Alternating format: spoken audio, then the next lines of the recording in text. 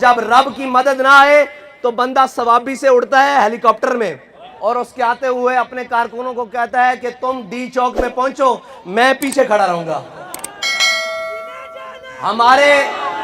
ہمارے قائد نے ہماری یہ تربیت کی نہیں ہے۔ ہمیں یہ کہنے کی ضرورت نہیں پڑتی کہ آگے سے رستہ صاف کرو، ہم ابھی میلوں پیچھے ہوتے ہیں تو فتح کا جھنڈا پہلے وہاں گاڑ دیا جاتا ہے۔ میں اس لیے بتا رہا ہوں آپ کو کہ کبھی اپنی گنتی کے اوپر ناز نہ کرنا، کبھی اپنے مال و زر کے اوپر ناز نہ کرنا۔ اگر ہمیں ناز ہے تو اللہ اور اس کے رسول کی نصرت کے اوپر ناز ہے۔ ہم اس یقین سے نکلتے ہیں کہ ہم تعداد میں تھوڑے ہوں، ہم تعداد میں چند رہ جائیں، لیکن اللہ تعالیٰ ہمیں ذلیل نہیں ہونے دے گا۔ اللہ تعالیٰ ہمارے ذلت کے توق ہمارے گلے میں نہیں ڈالے گا، کیونکہ ہم اس کے آسرے پر نکلے ہیں، اس کے یقین پر نکلے ہیں۔ اور جس کو سہارا ہو بوٹوں کا، اور جس کو سہارا ہو چند تاجروں کا، جس کو سہارا ہو چند بلیکیوں کا، اس کے ساتھ تو یہ ذلت ابھی تھوڑی ہے۔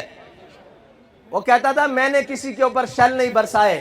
میں نے کہا ابھی تجھے بتایا ہی نہیں گیا شل برسانے والے۔ یہ جو تیرے دائیں بائیں کھڑے تھے نا، باخدا ایک وہ شل جو ہمارے اوپر تم نے فرانس سے منگوا کر، اسرائیل سے منگوا کر چلائے تھے، ایک تمہارے کنٹینر کے اوپر چلتا، تجھ سمیت کوئی نظر آ جاتا تو ہم جرمدار ہوتے۔ اور ہمارے وہ کیا کہتے ہیں، چے نسبت خاک را بعالم پاک، ہمارے کارکنوں کی اس کے کارکنوں سے نسبت، یہ تو کوئی تعلق ہی نہیں بنتا نا، یہ تو کوئی چیز ہی نہیں بنتا۔ اس کے کارکن لینڈ کروزرز میں بیٹھ کے آئیں، اے سی والی گاڑیوں میں بیٹھ کر آئیں، اور وہ پشاور موڑ تک نہ پہنچ سکے، اور ہمارے کارکنوں کے پاؤں میں جوتیاں بھی نہ ہوں، سروں پر کپڑا بھی نہ ہو، اور جناب تن پر پھٹے ہوئے کپڑے ہوں، اور کھانے کے لیے چاول جو شاپر میں ہوں، پھر بھی وہ ہر گولی کے سامنے کھڑے ہو کر کہتے ہیں، ہر ظالم کے سامنے کھڑے ہو کر کہتے ہیں کہ ستمگر ادھر آ، ہنر آزمائے، تو تیر آزما، ہم جگر آزمائے۔ اب جس کو جہاں سے مدد کی توقع تھی، جب وہ مدد نہ پہنچی تو یاد ہی نہیں رہا کہ تقریر میں اسلامی ٹچ بھی دینا ہے۔ جب اسلامی ٹچ دینے کی بات آئی تو میں نے کہا یاد رکھنا اسلام ٹچ سے نہیں آتا۔ یا ایھا الذین آمنوا ادخلوا فی السلم کافہ، یہ قرآن کی نص ہے، ٹچ سے تو آتا نہیں۔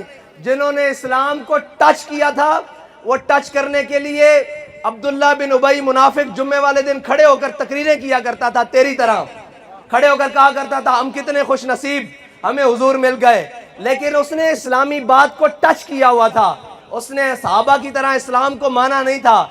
اسی لیے وہ غزوہ احد کی طرف جاتے ہوئے مقام شوط، غزوہ احد مدینہ پاک سے 3 میل ہے، وہ مقام شوط 1.5 میل سے واپس آ گیا تھا۔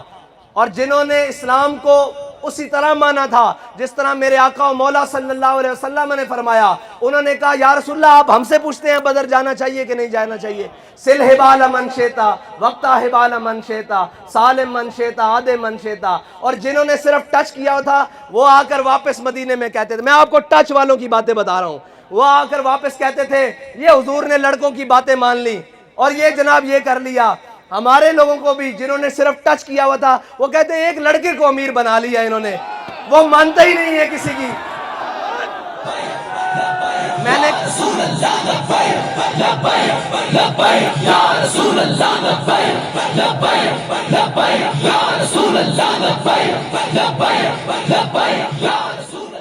نے کہا اس لیے کہ ہم ٹچ والے تو ہیں نہیں کہ کسی تگڑے کو دیکھ کے سر جھکا لیں، کسی زوراور کو دیکھ کے کہیں گے نہیں جی ہم آپ کی ساری باتیں مانتے ہیں۔